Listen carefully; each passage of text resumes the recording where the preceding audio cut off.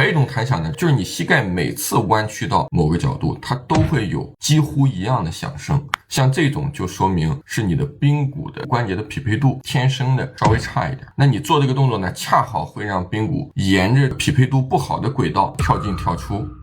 锻炼时候膝关节弹响这个动作还应该练吗？首先是这样的，膝关节弹响，像你说的这种膝关节弹响，一般我认为你肯定是无痛的弹响。如果是带有疼痛的弹响，你肯定这个动作不应该练了，对吧？你都疼了，你不光是响了，这是第一个。第二个呢，不疼的弹响它分为两种，一种是生理性弹响。这个弹响它的特别之处是，刚开始弯的时候第一下最响，后面就没这么响了，甚至就不响了，这种叫生理性弹响。生理性弹响你不用管它，该练就练。你在保持一个姿势，过一会儿突然改变膝盖的屈伸的时候，它就有可能有这种生理性弹响，你不用管它。还有一种弹响叫做固定角度的弹响，就是你膝盖每次弯曲到某个角度，它都会有几乎一样的响声，你能感觉到你的膝盖前方的髌骨咯噔咯噔的，就好像下面不平一样，或者说就好像它跳进跳出一样，这种感觉就好像它骑在一个棱上面，一会儿过来一会儿过去那种感觉。像这种就说明是你的髌骨关节的匹配度